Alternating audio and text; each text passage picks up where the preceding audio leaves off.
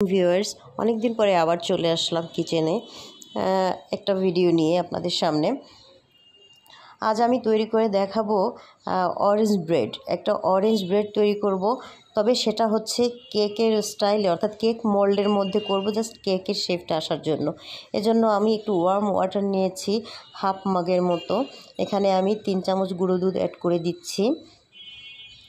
আর ইস্টকে stimulate করার জন্য মূলত একটু ওয়ার্ম ওয়াটার নিয়েছি। আমি চিনি দিয়ে দিচ্ছি এখানে 3 চামচ, একটু লবণ দিয়ে দিব।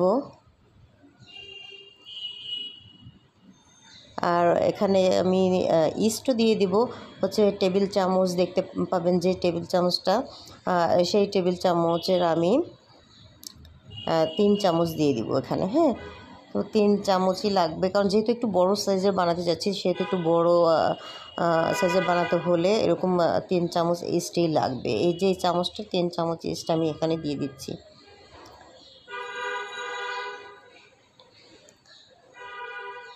কেউ ছোট ব্রেড বানাতে চাইলে ছোট দিতে পারেন, মানে অল্প দিতে পারেন আর কি, সব কিছুই একটু অল্প অল্প করে, মানে এটা হাফ করতে চাইলে হাফ দিতে পারেন। আমি এখানে মানে মেজারমেন্ট যে কাপ থাকবে, মেজারমেন্ট কাপের আমি 3 কাপ ময়দা মানে দিয়ে আর কি বানাবো। 3 কাপ ময়দার একটা ব্রেড করব।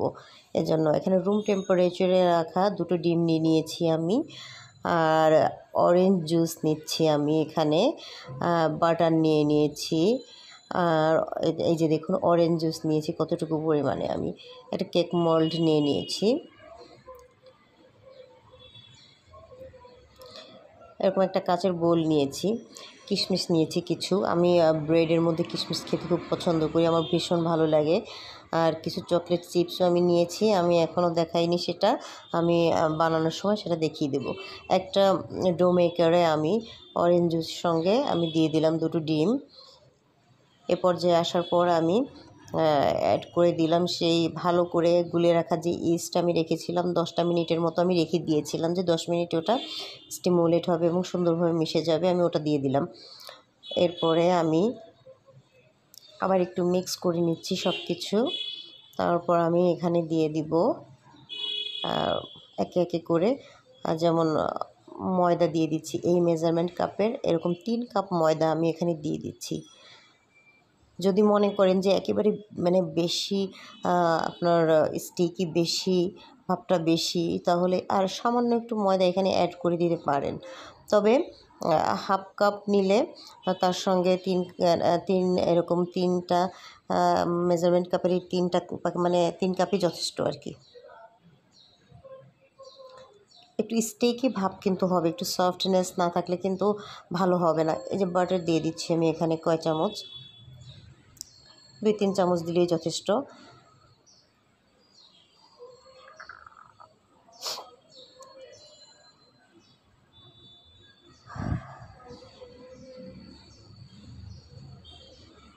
স্টিকি থাকলে, একটু স্টিকি যদি থাকে তাহলে কোনো প্রবলেম নেই, কারণ ওটা সুন্দর সেট হয়ে যাবে। এটা ফুলে ওঠার পরে ডোটা খুব সুন্দর করে সেট হয়ে যাবে। আমি একটু বোলের মধ্যে বাটার ব্রাশ করে নিচ্ছি, ব্রাশ বলবো না, হাত দিয়ে আমি করে নিচ্ছি সুন্দর করে। তারপর আমি এখানে ডোটা দিয়ে দিলাম। দেখুন, এটা কিন্তু মোটামুটি বেশ স্টিকি অবস্থায় আছে। এটা একটা রেপিং পেপার দিয়ে আমি সুন্দর করে রেপ করে নিচ্ছি। ভীষণ সুন্দর করে আপনার টাইট করে রেপ করে নেবেন, এবং একটু উষ্ণ গরম জায়গাতে রেখে দিবেন 40 থেকে 45 মিনিটের মতো আর কি। আর এই মোল্ডে আমি একটু বাটার ব্রাশ করে নিচ্ছি ভালো করে,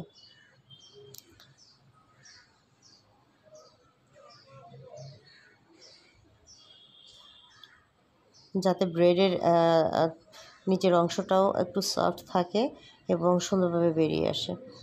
এই ডোটা আমি এখন রেখে দিলাম, ঠিক 40 থেকে 45 মিনিট পরে আমি ফিরে আসছি। দেখুন ডোটা কেমন হয়েছে, একেবারে ফুলে উঠেছে। ইস্টও ভালো হতে হয়, ইস্ট ভালো না হলে কিন্তু ফুলবে না এরকম। এখন আমি র্যাপিং পেপারটাকে সরিয়ে নিচ্ছি এখান থেকে।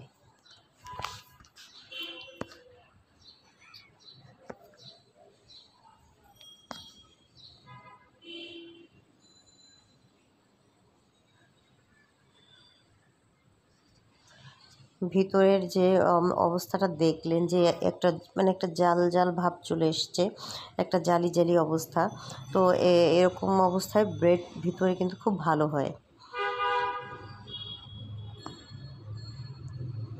এটার মধ্যে আমি কিন্তু পর্যাপ্ত পরিমাণে কিশমিশ দিয়ে নিয়েছি কিন্তু কিছু chocolate chips white and chocolate colour দুটোই আমি দিয়ে নিয়েছি এবং এভাবে সেট করেছি। একটু বাটার ব্রাশ করে দিচ্ছি উপরে,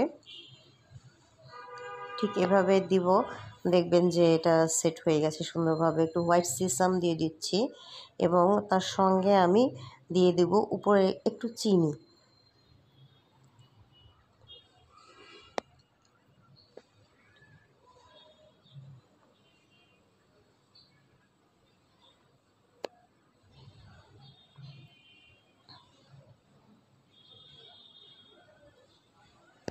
চারদিক ঘুরিয়ে একটু চিনি দিয়ে দিচ্ছি।